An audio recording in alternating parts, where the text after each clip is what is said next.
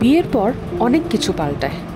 একটা মেয়ে যখন বিবাহিত জীবনে প্রবেশ করে, তার চিন্তা ভাবনা, জীবনের প্রতি দৃষ্টিভঙ্গি, ব্যবহার, সম্পর্কের ডাইনামিক্স অনেক কিছু পাল্টায়। নমস্কার বন্ধুরা, আমি নিষ্ঠা। আঁখি শোভার আরেকটি ব্লগে আপনাদের স্বাগত জানাই। আজকের এই ব্লগে আমি সেই পাল্টে যাওয়া জিনিসগুলোকে নিয়ে কথা বলবো।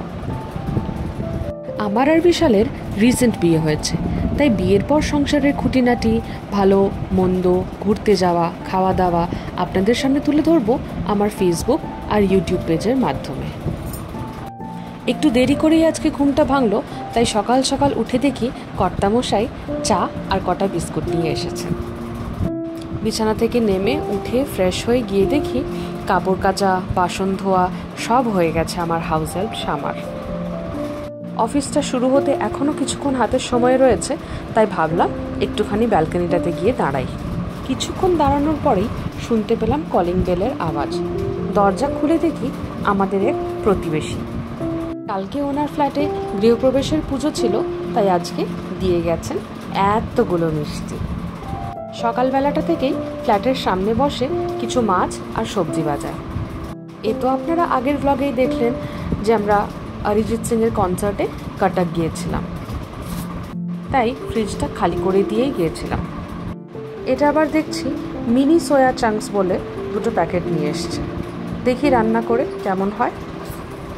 কিন্তু তার আগে চলুন সবজিগুলোকে ধুয়ে ঢুকিয়ে দিই ফ্রিজে। টমেটো, আলু, পেঁয়াজ এগুলোকে বাইরেই রাখি। ফ্রিজের নিচে একটা বাস্কেট রয়েছে, ওটার মধ্যে এইগুলোকে রাখি। কিন্তু টমেটোগুলোকে আর বাইরে রাখলে চলবে না, গরম পড়ে যাচ্ছে তো, এবারে ফ্রিজেই রাখতে হবে।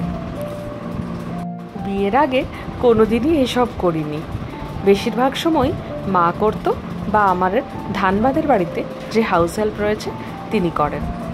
কিন্তু ওই দেখে দেখে শেখা। দেখলাম কিছু সজনে ডাঁটা নিয়ে এসেছে।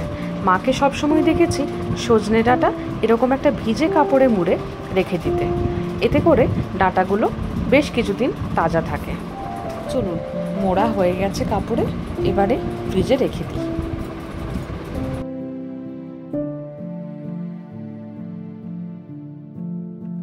সবজিগুলোকে তো রাখলাম ফ্রিজে, আর বাকি যে জিনিসগুলো এনেছে যেমন বেসন, সুজি, ওগুলোকেও কৌটোতে ভরে ভরে এখন ফিল করে রেখে দিই। এই কৌটোগুলো কিনেছিলাম অ্যামাজন থেকে বিয়ের পরে পরে। সবগুলোর ডিজাইন দেখতে একরকম, কিন্তু সাইজগুলো আলাদা। অত বড় সয়াবিনের প্যাকেটটা দেখে মনে হচ্ছিল কতগুলো সয়াবিনের বড়ি হবে, কিন্তু দেখুন এইটুকুতেই ভরে গেল। যাই হোক, কি আর করা যাবে, চলুন রেখে দিই জিনিসগুলোকে জায়গায়, তারপরে বসি অফিসের কাজে।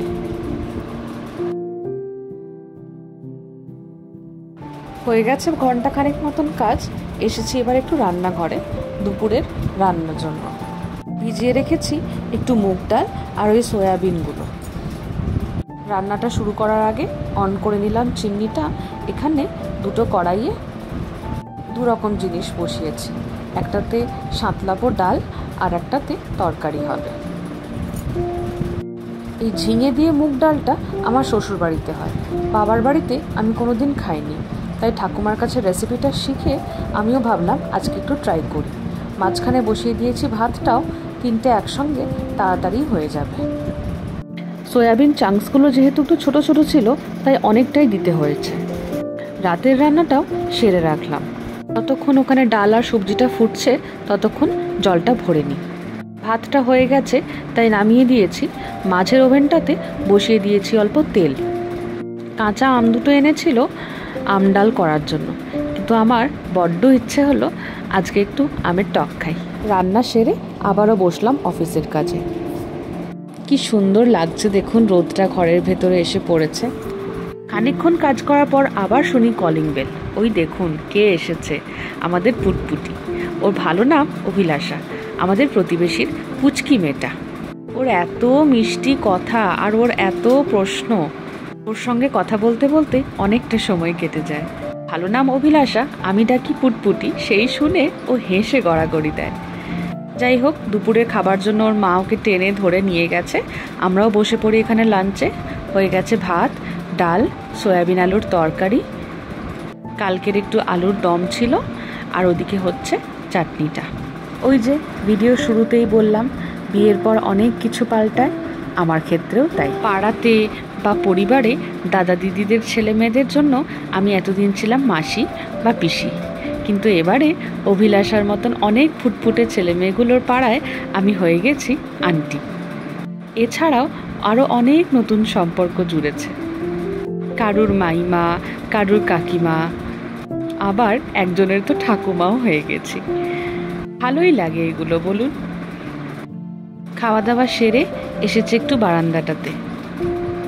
আরও ঘন্টাখানেকের মতন কাজ বাকি রয়েছে অফিসের। যতই ভাবি তাড়াতাড়ি শেষ করে উঠবো, কিন্তু এই বারান্দাটাতে এলে আর ভেতরে ঢুকতেই যেন ইচ্ছে করে না। কি সুন্দর লাগছে দেখুন সবটা। কিন্তু না, আর বাইরে দাঁড়িয়ে দাঁড়িয়ে গাছপালা দেখলে হবে না। চলুন বসি অফিসে, তাড়াতাড়ি কাজটা শেষ করি, তারপরে চা খাবো, আর সন্ধে দিতে আছে। এসেইছি যখন বারান্দাটাতে, জামা কাপড়গুলো তুলে নিয়ে চলে যাই। শুকিয়েই গেছে সব। কাপড়গুলো রাখতে গিয়ে দেখছি বিছানা চাদরটা বেশ নোংরাই হয়েছে। আজকে তুলে দেব, কালকে তো রবিবারও আছে, কালকে শামা তাহলে কেচে দেবে। চলুন, হয়ে গেছে অফিসের কাজ, উঠি এবার, বসে একটু বারান্দাটাতে। বিশাল চা করে আনছে, একটু চা খাই, তারপরে যাব ভেতরে। সংসার জীবনের আজ 30 নম্বর দিন, মানে নিজের হাতে সংসার করার 30 দিনের কথা বলছি। প্রথমে একটু ভয় ভয় লাগছিল জানেন, ভাবতাম পারবো তো একা সব সামলাতে। ভাতের ফ্যান ছাড়া থেকে শুরু করে বিছানায় কোন চাদর পাতা হবে, সবেতেই তো আমাকে মাথা ঘামাতে হবে। এদিকে আমি সকাল 11টার আগে কোনোদিনই ঘুম থেকে উঠতে পারিনি। এখন মনে হয় এই ছিমছাম ছোট্ট সংসারটাই ভালো। কি করছি, কেন করছি, কাউকে তার কৈফিয়ত দিতে হয় না। রান্নায় বেশি তেল লাগলে তার হিসেব কেউ চাইতে আসে না। বেসিনে ঘন্টার পর ঘন্টা বাসন পড়ে থাকলেও কেউ জানতে চায় না সেটা কখন মাজা হবে। ইচ্ছে হলে রাঁধি, না ইচ্ছে হলে বাইরে থেকে খেয়ে আসি। এ এক মস্ত স্বাধীনতা। অবশ্য বিয়ে করে একখান অ্যাসিস্ট্যান্ট পেয়েছি বটে, সব কাজে টুকটাক করে হেল্প করে দেয়। চলুন এবার একটু পুজো করে নিই, ঠাকুরকে ফুল জল দিই। স্ক্রিনের বাঁ দিকে যে ছোট্ট গণেশের মূর্তিটি দেখতে পাচ্ছেন, এটি আমার এক জেঠিমা দিয়েছিল আমাদের গৃহপ্রবেশে। কি সুন্দর দেখতে বলুন।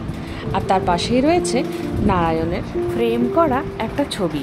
আর এই মাটির ঠাকুরের মূর্তিগুলো শিব ঠাকুর, গণেশ ঠাকুর, লক্ষ্মী, বজরংবলী, এইগুলো কিনেছিলাম আমরা মেদিনীপুরের হস্তশিল্প মেলা থেকে। কি অপূর্ব সুন্দর নিখুঁত কাজ বলুন। চলুন, ঠাকুরকে ফুল জল বাতাসা দেওয়া হয়ে গেছে, বাবা মাকেও একটু জল বাতাসা দিয়ে দিই, তারপরে নিজেরা খাই। আজকে বিশাল বিকেলবেলায় নিয়ে এসছে একটু মোগলাই পরোটা, আর সাথে আনতে বলেছিলাম দুটো বড় কৌটো।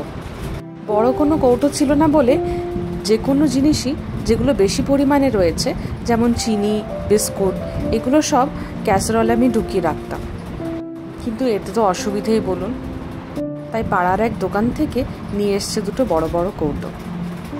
ইতিমধ্যেই হয়ে গেছে রাতের রান্নার ব্যবস্থা। সকালে তো করে রেখেইছিলাম আলু সয়াবিনের তরকারি, আর করে নিয়েছি 4টা রুটি। রান্নাঘরের কাজগুলো ছাড়াও চলুন রয়েছে আরও কটা বাড়তি কাজ, সেগুলোও সেরে নিই। এ তো আপনারা আমার আগের ব্লগেই দেখলেন, আমি গিয়েছিলাম মাসিমণির ছেলে বাবাইয়ের বৌভাতে। ফিরে এসে জামা কাপড়গুলো এখনও গোছানো হয়নি, ওগুলোও গোছাই, আর বিছানার চাদরটাও পাল্টে নিই। আজকের ব্লগটা তাহলে এখানেই শেষ করছি। খুব ভালো থাকবেন সবাই, সুস্থ থাকবেন, সাবধানে থাকবেন। ভালো লাগলে লাইক, শেয়ার, সাবস্ক্রাইব করুন। Thank you.